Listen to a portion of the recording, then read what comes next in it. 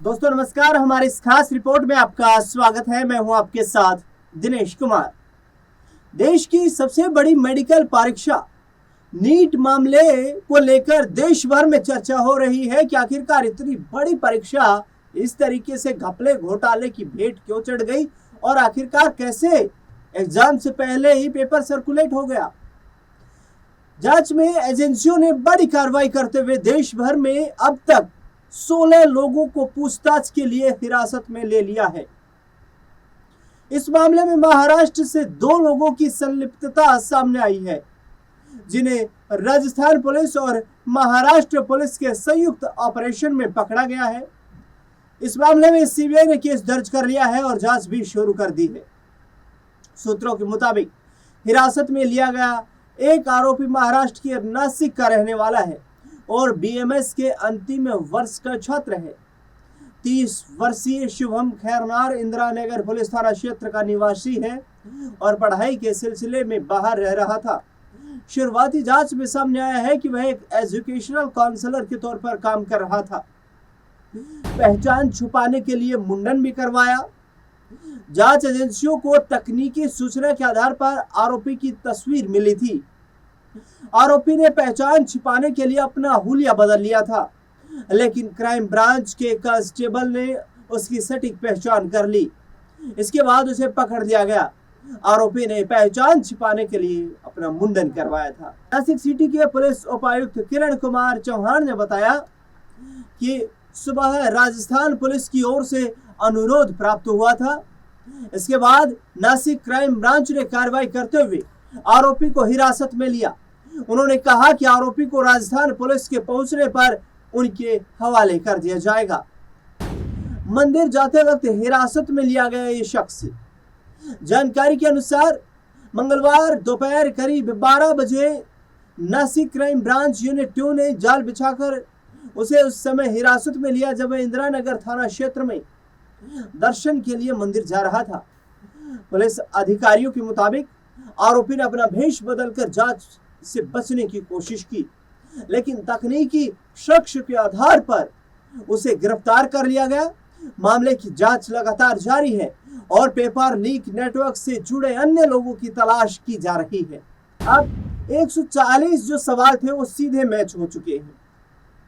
जांच में सामने आया है कि कथित क्वेश्चन बैंक जो था उसमें शामिल कई सवाल वास्तविक परीक्षा पत्र से मेल खाते पाए गए।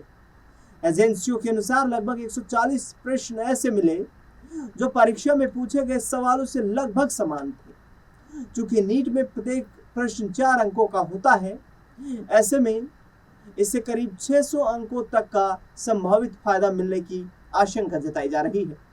यही वजह है कि जांच एजेंसियों ने इस पूरे मामले को बेहद संवेदनशील माना है। विशेषज्ञों का कहना है कि आमतौर पर कुछ सवाल अनुमान के आधार पर मेल खा सकते हैं, लेकिन इतनी बड़ी संख्या में समानता मिलना संदेह को और गहरा कर देता है। अब परीक्षा से पहले ही पेपर तैयार है का मैसेज पहुंच गया कैंडिडेट्स तक। मामले की जांच के दौरान एक और अहम जानकारी सामने आई है। सूत्रों के मुताबिक परीक्षा से पहले कुछ अभ्यर्थियों को फोन कर बताया गया कि प्रश्न पत्र लगभग उपलब्ध हो चुका है।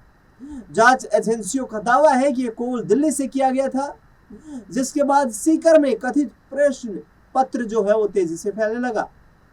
शुरुआती दौर में इस प्रश्न पत्र को भारी भरकम रकम लेकर उपलब्ध करवाया गया, लेकिन परीक्षा की तारीख करीब आने पर कई छात्रों ने इससे कम दामों पर दूसरों तक पहुंचाना शुरू कर दिया।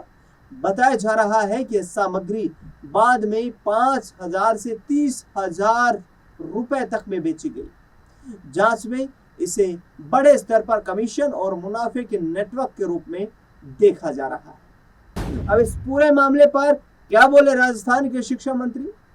राजस्थान के शिक्षा मंत्री मदन दिलावर ने नीट यूजी परीक्षा रद्द किए जाने पर कहा है कि जहां जहां जांच एजेंसियों को गड़बड़ी मिली होगी वहां उसके आधार पर परीक्षा रद्द करने का फैसला लिया गया है। इसमें कोई बड़ी बात नहीं है। उन्होंने कहा कि जहां भी अनियमितताएं सामने आएंगी, सरकार उन्हें सुधारने के लिए काम करेगी, चाहे मामला सीकर से जुड़ा हो, पश्चिम बंगाल से जुड़ा हो या कश्मीर से। जहां भी दोषी पाए जाएंगे उन्हें किसी भी कीमत पर बख्शा नहीं जाएगा। सरकार पर भड़के पूर्व सीएम अशोक गहलोत। नीट परीक्षा रद्द होने के बाद राजस्थान के पूर्व मुख्यमंत्री अशोक गहलोत का बड़ा बयान सामने आया है। उन्होंने नीट परीक्षा में बड़े स्तर पर गड़बड़ी की बात कही है। उन्होंने कहा, नीट यूजी प्रवेश परीक्षा का रद्द होना यह दर्शाता है कि इस पेपर में बड़े स्तर पर गड़बड़ी हुई थी। राजस्थान की भाजपा सरकार ने जानबूझकर 2 सप्ताह तक इसे छिपाने की कोशिश की और युवाओं के भविष्य से खिलवाड़ किया। नेशनल टेस्टिंग एजेंसी ने एनटीए ने परीक्षा रद्द कर सीबीआई जांच को सौंपकर युवाओं के हित में एक साहसिक निर्णय लिया है। उन्होंने आगे कहा कि राजस्थान की भाजपा सरकार ने पहले कर्मचारी चयन बोर्ड में हुए ओएमआर सीट घोटाले को छुपाया ताकि सरकार की बदनामी ना हो। कमजोर पैरवी के कारण उस मामले के आरोपियों को जमानत भी मिल गई। इस प्रकार अब नीट परीक्षा लीक की जानकारी को भी छिपाने का प्रयास किया गया और अब एफआईआर तक दर्ज नहीं की गई थी। अब सच्चाई सामने आ गई है और भाजपा सरकार का असली चेहरा बेनकाब हो गया है। दोबारा से नीट एग्जाम देंगे करीब 22 लाख छात्र। एनटीए ने ऑफिशियल जानकारी में बताया कि 8 मई को नीट पेपर लीक मामले को जांच एजेंसियों को भेज दिया गया था। जांच के दौरान जो तथ्य सामने आए हैं उनके मद्देनजर सरकार की परमिशन के बाद एनटीए नीट एग्जाम कैंसिल कर दिया गया है। अब लाखों छात्र फिर से पेपर देंगे। नीट री एग्जाम डेट का नया नोटिस जल्द ही जारी किया जाएगा। नीट पेपर लीक मामले के बाद एनटीए ने सरकारी परमिशन के बाद पूरा नीट यूजी एग्जाम जो है वो कैंसिल कर दिया है। आरोप है कि जालसाजों ने गैस पेपर के बहाने नीट का पेपर लीक किया था। 150 पेज के गैस पेपर में कुल 410 सवाल थे और 120 से 150 सवाल हूबहू नेट यूजी 2026 की परीक्षा में आए थे। अब व्हाट्सएप के जरिए आरोपियों की तलाश की जा रही है। नीट पेपर लीक मामले के बीच एनटीए ने पूरी परीक्षा रद्द करके फिर से आयोजित करने का फैसला लिया है।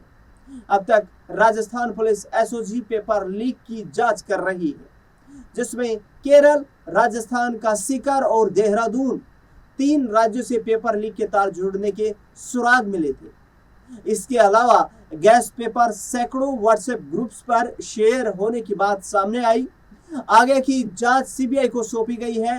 नेशनल टेस्टिंग एजेंसी ने भारत सरकार की मंजूरी से 3 मई 2026 को आयोजित नीट यूजी 2026 परीक्षा को रद्द करने का निर्णय लिया है। नीट एग्जाम की नई डेट की सूचना अलग से अभ्यर्थियों को दी जाएगी। तो ये बड़ी कार्रवाई हुई है नीट परीक्षा को लेकर के, जहां पर नीट मेडिकल प्रवेश परीक्षा को रद्द कर दिया गया है। इस परीक्षा के रद्द होने के चलते लाखों देश भर के छात्र जिनका सपना एडमिशन लेने का था मेडिकल में क्षेत्र में, उनके सपने धराशायी हो गए हैं।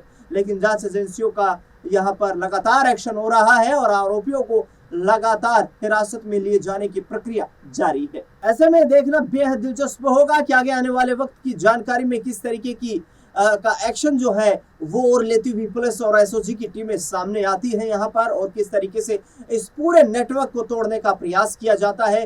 पूरे नेटवर्क के जो भी सरगना है उन्हें हिरासत में लिया जाता है। इस खास रिपोर्ट को लेकर के आपकी राय प्रतिक्रिया हमें कमेंट बॉक्स में देना बिल्कुल ना भूलें। देश दुनिया से जुड़ी तमाम बड़ी खबरों के साथ लगातार बने रहे हमारे साथ। धन्यवाद।